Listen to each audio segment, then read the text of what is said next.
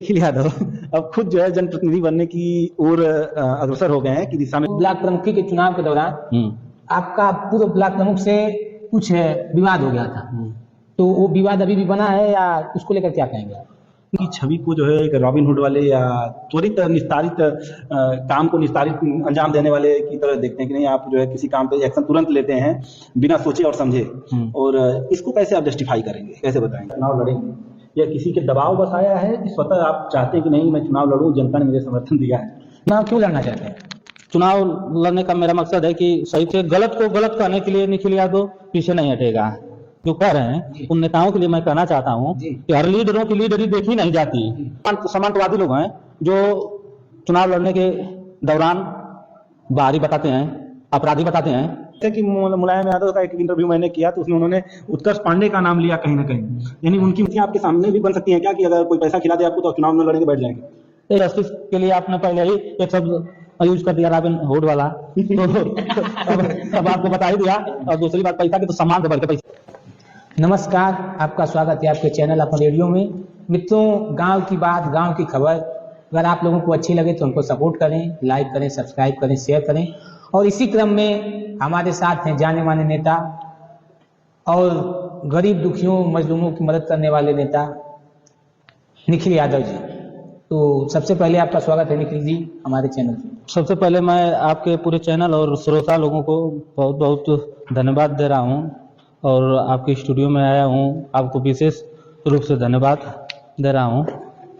जी निखिल जी, आप जिला पंचायती का चुनाव लड़ने वाले हैं जी, तो आपके दिमाग में कब आया कि हमको जिला पंचायती का चुनाव लड़ना चाहिए? पहले हम करीब में हम छोटे थे तो बड़े बुजुर्गों द्वारा चुनाव लड़ाया जाता था, तो हमारे मन में विचार आया उन लोगों को देखते हुए। जी, जैसे मैं पहले श्याम नारायण दादा चुनाव लड़े, जी, देखते मतलब चुनाव लड़ रहे थे तो देखे कई गरीबों को मदद वो किए। यहाँ वहाँ जनप्रतिनिधि होने के नाते कहीं फोन फान करते थे तो उनकी सुनवाई होती थी। जी, तो इसको देखते हुए हम लोग समाज में घूम रहे थे, हम भी थोड़ा मोड़ा इधर उधर जाते थे। तो मेरे नौजवान साथी जो हैं और बड़े बुजुर्गों ने कहा चुनाव लड़ने का विचार है तो तुम भी चुनाव लड़ो, हम लोग तुम्हारे साथ हैं। पूरे नौजवानों की टीम थी, पूरे टीम के लोग ने सहयोग किया। चुनाव लड़ने की घोषणा भी मैंने कर दिया और क्षेत्र में अपना चलना शुरू कर दिया। जी, आज भी जारी है संघर्ष। जी, क्या यह जो है जो चुनाव आपके मन में आया है कि आप चुनाव लड़ेंगे या किसी के दबाव बस आया है कि स्वतः आप चाहते हैं कि नहीं मैं चुनाव लड़ूं, जनता ने मुझे समर्थन दिया है? नहीं, वो ऐसी कोई बात नहीं है। इसलिए कि हम देखते हुए मतलब देखते थे, पहले लोग लड़ते थे, हमारे मन में भी विचार आया दूसरों को देख के कि चुनाव लड़ना चाहिए, जनप्रतिनिधि होना चाहिए। समाज में घूम रहा हूँ तो गलत को गलत कहने की क्षमता है, सही को सही कहने की क्षमता है। इसलिए हमने मूड बनाया और मेरे नौजवान साथियों ने हमारा हौसला अफजाई किया और मैं चुनाव लड़ने की घोषणा कर दिया। चुनाव क्यों लड़ना चाहते हैं?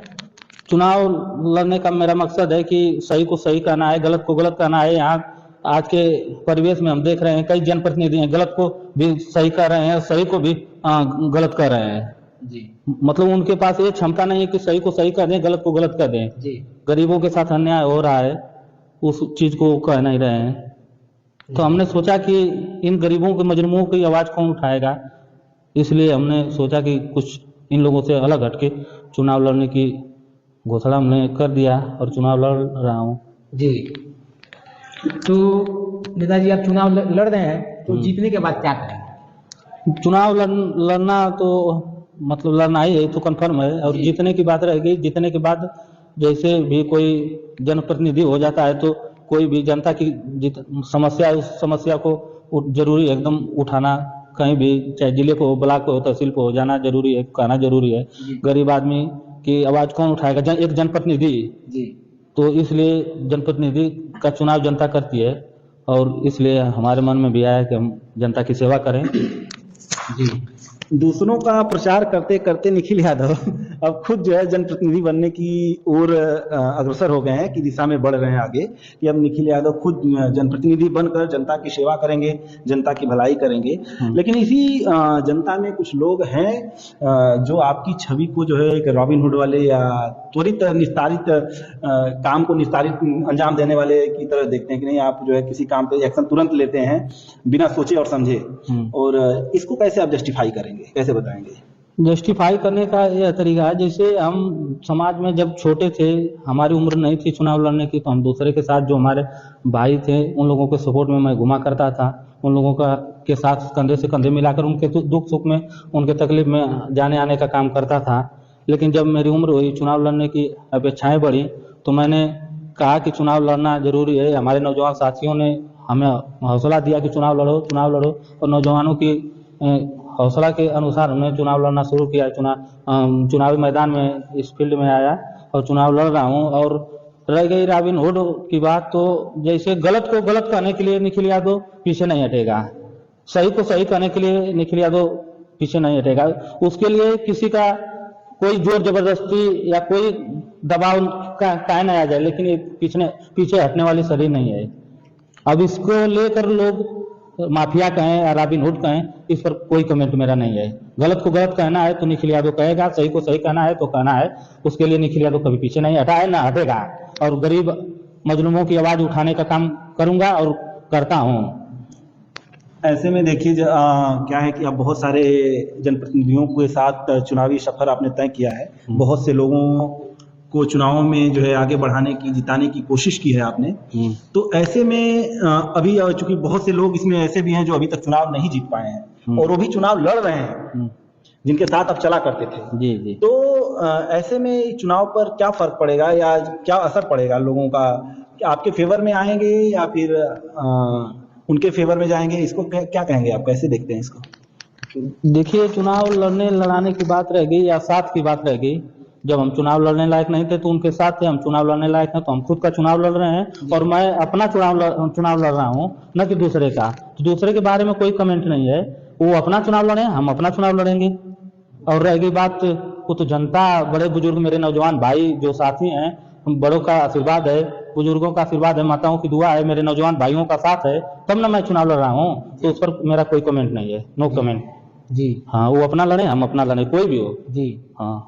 तो अच्छा, एक चीज और है, जैसे चुनाव होते हैं तो हम लोग एक दूसरे किसी प्रत्याशी का समर्थन करते हैं, कोई किसी प्रत्याशी का समर्थन करता है। तो ब्लॉक प्रमुखी के चुनाव के दौरान आपका पूर्व ब्लॉक प्रमुख से कुछ विवाद हो गया था, तो वो विवाद अभी भी बना है या उसको लेकर क्या कहेंगे आप? देखिए, राजनीति में ये सब होता जाता है, राजनीतिक मतभेद है ना, न कि आपसी मतभेद नहीं है ना, राजनीति में ये सब होता है, उसके लिए मेरा कोई कमेंट नहीं है। हाँ, रहेगी बात कि अभी तो मैं अपना चुनाव लड़ रहा हूँ ना, पहले अपने चुनाव की तैयारी कर रहा हूँ, अपना चुनाव लड़ना है, इसके बाद में प्रमुखी की चुनाव है। प्रमुखी चुनाव में जो होगा तो देखा जाएगा, वो तो बात की प्रक्रिया है। लेकिन पहले मैं अपना चुनाव लड़ रहा हूँ, इसलिए मैं आपसे यह आग्रह कर रहा हूँ कि पहले मैं अपने चुनाव को देख रहा हूँ, देखते हुए जो कार्य करना है उसको करूंगा। जी। अच्छा, एक चीज हम लोग इंटरव्यू कर रहे थे तो हम लोग श्यामलाल यादव जी से पूछे कि आपके साथ, पहले आपके साथ रहे चुनाव में, आपका सपोर्ट के निखिल यादव, और वो कह रहे थे कि जाति के हैं मेरे बहुत सारे लोग जो चुनाव लड़ते हैं तो फर्क पड़ जाता है, मैं जीत नहीं पाता हूँ। तो इस चीज को लेकर आप क्या कहना चाहेंगे? वो तो देखिए, रही बात जाति की, तो हमसे जाति पात से कोई भेद नहीं है जी। हमारे साथ मेरे नौजवान भाई हैं जी, सभी जाति के हैं जी, बड़े बुजुर्ग हैं, सभी जाति के हैं। जितना हमको सम्मान अदर जातियों में मिलता है जी, उसी तरह अपने जातियों में मिलता है। मैं क्यों कहूँ कि जाति के आधार पर मैं चुनाव लड़ रहा हूँ जी, और जो लड़ रहे हैं उनको देखिए, हमसे कोई, हमारा सब है, हम सबके लिए एक हैं और सब हमारे लिए एक हैं, इसलिए मैं उस पर कोई कमेंट नहीं कर सकता हूँ। और रह गई बात की चुनाव, तो चुनाव लड़ना आदमी जनता का प्यार दुलार है, मैं चुनाव लड़ रहा हूँ जी। निखिल यादव में इतनी परिपक्वता तो आ गई है, राजनीतिक परिपक्वता जी, कि निखिल यादव जो है सर्वधर्म संभाव और सर्वजात संभाव की दृष्टि से जो है चुनाव लड़ेंगे। ठीक है, अच्छी बात है कि जब एक सोशल वर्कर समाज में चलता है तो उसके अंदर ये सारे परिवर्तन धीरे धीरे हो जाने चाहिए। वह जात पात धर्म द्वेष की भावना से ऊपर उठकर जो है जनता के हितों के लिए सही को सही गलत को गलत कहने की अपने अंदर क्षमता विकसित कर ले, ये सब होना चाहिए। और रही बात कि नेताजी लोग जो कह रहे हैं, उन नेताओं के लिए मैं कहना चाहता हूँ कि हर लीडरों की लीडरी देखी नहीं जाती, गरीबी तंग बस्ती भूखमरी देखी नहीं जाती। मैं तो देखता हूँ उनके महलों को नेक नजर से, लेकिन उन चोटों से मेरी झोपड़ी देखी नहीं जाती, मैं उन चोटों से मेरी नौजवान टीम का साथ देखा नहीं जाता। जी, एक्चुअली बात मैंने आपने बहुत बड़ी बात कह दी। आप ठीक है, किसी के महलों को देखकर आप नहीं कुड़ते हैं, आपकी झोपड़ी को देख के किसी को कुड़न होती होगी, लेकिन इस तरह की भाषा जो आपने अभी प्रयोग किया शब्द अपनी शायरी में, चुट्टा शब्द, इसको कैसे जस्टिफाई करेंगे दर्शकों के साथ? हालांकि जब आप एक राजनीति में जाते हैं तो यह एक गैर संवैधानिक वर्ड है एक तरह से देखा जाए तो, जो कि सामाजिक दृष्टि से भी सही नहीं है और कई पहलुओं पर सही नहीं है। तो क्या इसकी जगह कोई और शब्द नहीं प्रयोग कर सकते थे आप? इसलिए नहीं कर सकते कि कुछ ऐसे समांतवादी लोग हैं जो चुनाव लड़ने के दौरान बाहरी बताते हैं, अपराधी बताते हैं। तो मैं उन चोटों से कहना चाहता हूं कि अरे चोटों, तुम्हारा बाहरी विधायक आता है यहाँ लड़ता है तो पड़ोसी बताते हो, बाहरी सांसद आता है तो पड़ोसी बताते हो, तो क्या मैं बगल का हूं तो मैं पड़ोसी नहीं हूं? इसलिए मुझे कहना पड़ता है। अगर श्रोता बंधुओं से, जनता से, मेरे नौजवान साथियों से अपील, अगर गलत शब्द कहीं चला गया हो, निकल गया हो मेरे मुख से, तो उसके लिए मैं क्षमा भी चाहता हूं। लेकिन जहां तक है कि आपके भीतर जो थोड़ा बहुत दबा हुआ आक्रोश है, कहीं ना कहीं आपकी शायरी में उभर कर आया है, और लाजिम है कि इंसान के भीतर, एक इंसान होने के नाते उसके अंदर जो दबा होता है कहीं ना कभी बाहर आता ही है। और आप चुनाव लड़ने के मूड में हैं, अभी चुनावी परिसीमन कटा नहीं है, तो अगर ओबीसी सीट हो जाती है या सामान्य सीट होती है तो आप चुनाव लड़ेंगे? एकदम चुनाव लड़ेंगे। और सुरक्षित सीट हो जाएगी तब उस पर आप क्या प्रतिक्रिया आपकी रहेगी? सुरक्षित सीट हो जाएगी तो मेरा कोई कमेंट नहीं है, ना प्रक्रिया कोई है, इसलिए कि सभी लोग हमारे हैं, तो हम किसी के बारे में।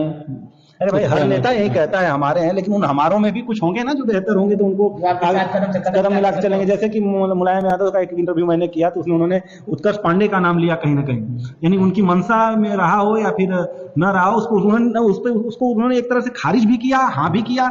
अब वो चीजें अलग चीजें हैं, लेकिन आप जो है क्या, आपकी क्या प्रतिक्रिया होगी? देखिए, इसलिए मैं उस पर कोई कमेंट नहीं कर सकता हूँ कि स्वतंत्र है सभी लोग, लोकतंत्र में सभी लोग स्वतंत्र हैं, सभी लोग चुनाव लड़ सकते हैं, न किसी को मैं कह सकता हूं न किसी को वो कह सकते हैं, इसलिए सभी लोग फ्री हैं। जो जिसका विचार है वो चुनाव लड़ा, उसको हम नहीं मना कर सकते हैं, न किसी का। हमारा मन है, हम किसी को सपोर्ट करें या ना करें तो हमारा मन है, सीधे सीधे बात है, हम नहीं सपोर्ट करना चाहते हैं, चाहिए हम नहीं किसी को कहना चाहते हैं चुनाव। एक आखिरी सवाल, इसी समाज में और ग्राम पंचायत जब चुनाव होते हैं या पंचायती जब चुनाव होता है जी, तो बहुत सारे प्रतिनिधि खड़े होते हैं चुनाव में जी, और कुछ प्रतिनिधि बस बाद में चल के अपने चुनाव लड़ने से पीछे हट जाते हैं, वापस हो जाते हैं। कुछ लोग कहते हैं कि पैसे लेकर दब गए हैं या पैसे लेकर बैठ गए हैं। क्या इस तरह की परिस्थितियां आपके सामने भी बन सकती हैं क्या, कि अगर कोई पैसा खिला दे आपको तो आप चुनाव न लड़ेंगे, बैठ जाएंगे? ऐसा तो संभव नहीं है, आज तक अभी तक संभव कुछ ऐसा नहीं है, क्योंकि पैसा सम्मान से बढ़ के नहीं है। तो मौत मंजूर है लेकिन गुलामी नहीं। तो सीधा मैं सिद्धांतवादी आदमी हूँ और अपने सिद्धांतों पर अडिग हूँ, न कि आज पैसा की आप बात करते हैं, पैसा की कोई बात नहीं है। हो सकता है तो किसी का जोर दबाव, कहीं होता है कि कहीं जोर जबरदस्ती भी मतलब कि लोग मना करते हैं, तो जोर जबरदस्ती के लिए आपने पहले ही एक शब्द यूज कर दिया, रॉबिन हुड वाला, तो अब आपको बता ही दिया।